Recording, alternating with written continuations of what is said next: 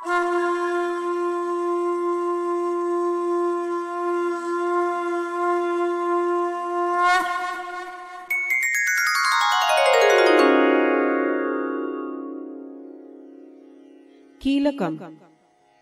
शिवजी द्वारा निर्देशित।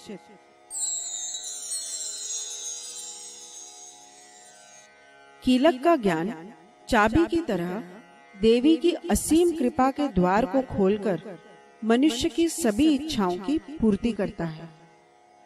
मार्कंडेय जी अपने शिष्यों को विभिन्न बाधाओं के निवारणार्थ इस शिवजी द्वारा रचित कीलक का उपदेश देते हैं, जिससे वे सप्तशती पाठ के प्रभाव से भगवती की असीम कृपा एवं अपनी समस्त कामनाओं को प्राप्त कर सके। इस कीलक मंत्र के ऋषि शिवजी हैं। छंद यानी गाने की शैली अनुष्टुप है।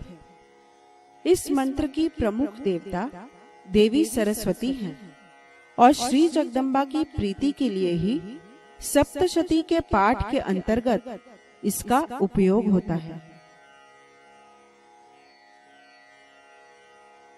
कीलकम। ओम नमश्चंडिकायै। मार्कंडेय जी कहते हैं, विशुद्ध ज्ञान ही जिनका शरीर है, तीनों वेद ही जिनके तीन दिव्य नेत्र हैं, जो कल्याण प्राप्ति के हेतु हैं तथा अपने मस्तक पर अर्ध चंद्र का मुकुट धारण करते हैं, उन भगवान शिव को नमस्कार है। मंत्रों का जो अभिकीलक है, अर्थात मंत्रों की सिद्धि में विघ्न उपस्थित करने वाले शाप रूपी कीलक का जो निवारण करने वाला है, उस सप्तशती स्तोत्र को पूर्ण रूप से जानना चाहिए और जानकर उसकी उपासना करनी चाहिए। यद्यपि सप्तशती के अतिरिक्त अन्य मंत्रों के जप में भी जो निरंतर लगा रहता है, वह भी कल्याण का भागी होता है। उसके भी उच्चाटन आदि कर्म सिद्ध होते हैं तथा उसे भी समस्त दुर्लभ वस्तुओं की प्राप्ति हो जाती है।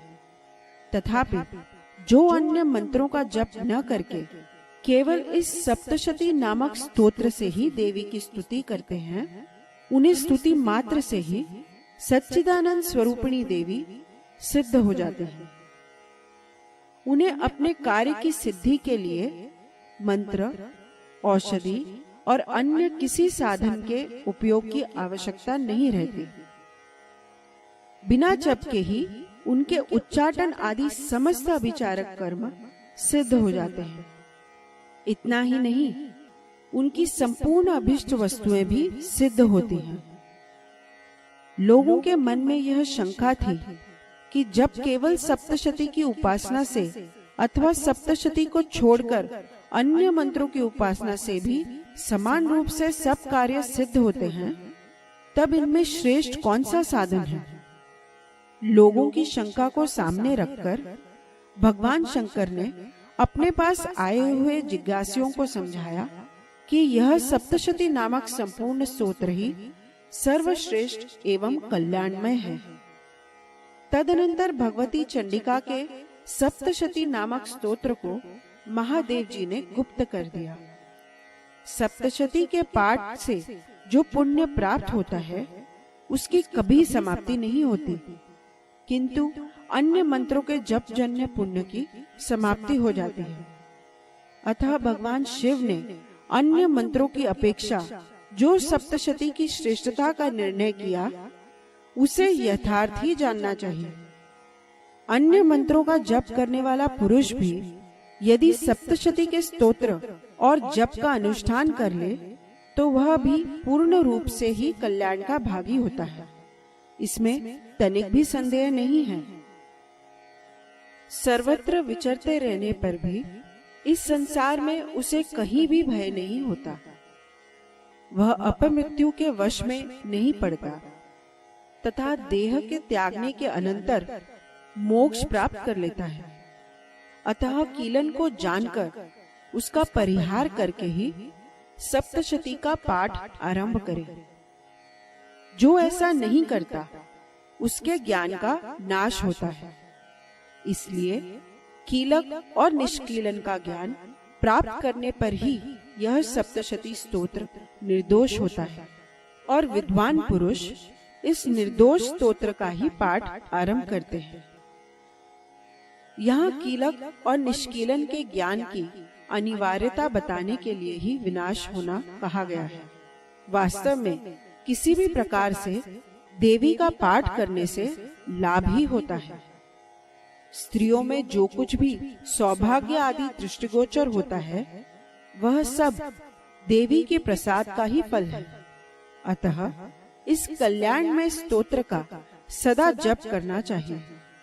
इस स्तोत्र का मंद स्वर से पाठ करने पर स्वल्प फल की प्राप्ति होती है और उच्च स्वर से पाठ करने पर पूर्ण फल की सिद्धि होती है।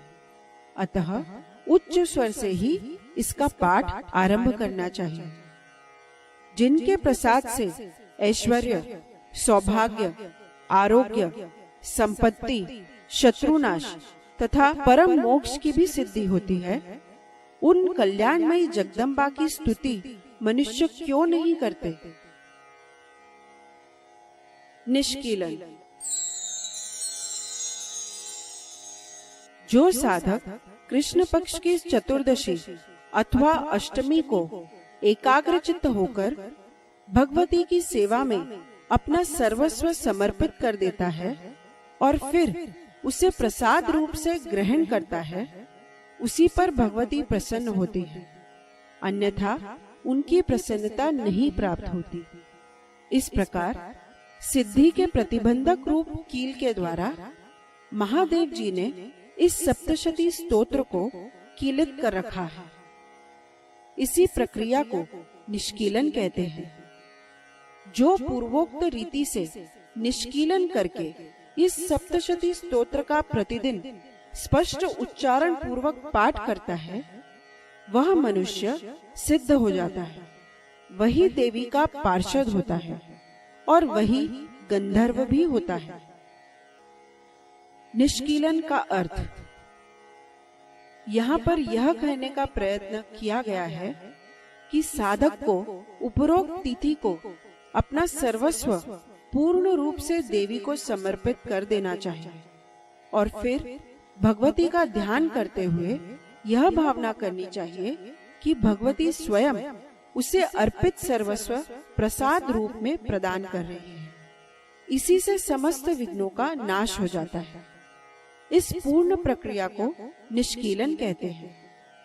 महादेव जी ने इसी प्रक्रिया से इस सप्तशती स्तोत्र को सिद्ध करने का मार्ग बताया है।